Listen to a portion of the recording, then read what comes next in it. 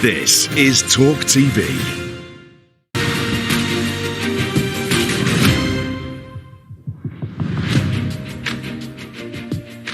Welcome back to the programme. It's a front page story, but it may well be your life story. New figures have shown that almost 5 million grown-up children are now living with their parents, nearly 700,000 more than just a decade ago. So why are our children staying at home for so long? Well, Sally Mitchell, you've just heard from her. She's the mortgage mum. She's stayed with me now in her capacity as mother, and I'm really pleased that she has. So, Sally, explain. I mean, obviously you don't want to give all the personal details of your children and your offspring. I don't mind. What? Okay, well, go on. Lay it on me then. Why are they still at home? How old are they for a start? I was just saying this earlier. When your children get to a certain age and you have to think, how old are they? Yes, now? I do. I know exactly. Nightmare. So I know once they get over 21, then I forget. They're 24 and 21. So, not horrendously, embarrassingly old to live at home. They're going to be listening to me, so they're going to roll their eyes. But yes, both went to university, and I assumed in my naivety that would be it. They would fly the nest. Yes. Live somewhere else. And the fact is that they moved back home because they can't afford to live independently. Are they employed? Have they got jobs?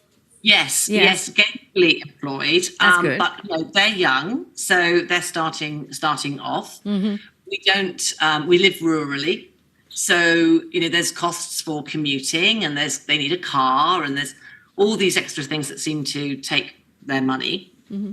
And they're back at home now. I must say, I actually do enjoy it. I'm one of those mums who really likes having my boys around. Yeah. And they are very well trained.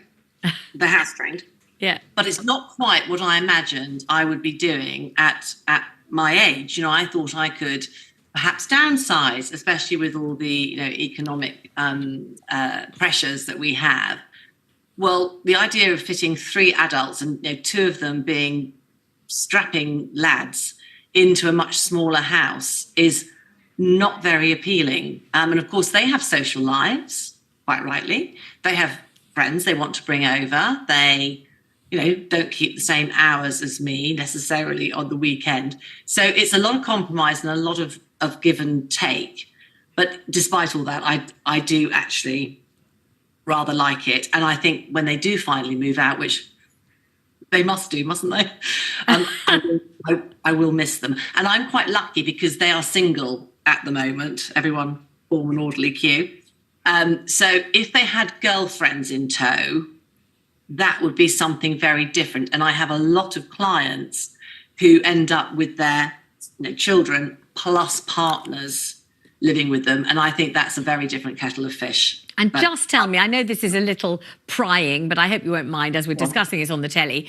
In terms of house rules and in terms of making a financial contribution and in terms of, whether meals have to be cooked all by you or sometimes by them, or what happens with, laundry and sheets and also with overnight visitors of whatever persuasion they prefer.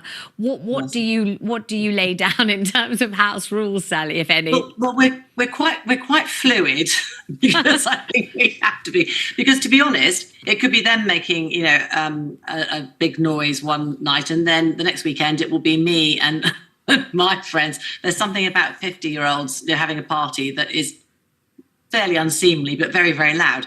So that it's give and take. But they do their own washing. They are not useless boys. They do know their way around a dishwasher and a washing machine. Mm-hmm. We take it in turns to cook. I've always done everything for them. I've been that classic, mum with boys, slightly spoiling, I suppose. But since they went off to uni, and obviously things have changed economically, I've had to go back to full-time work, which I didn't have to do when I was bringing them up. Mm-hmm. So it's sort of, hello, I'm working too, so let's pull together.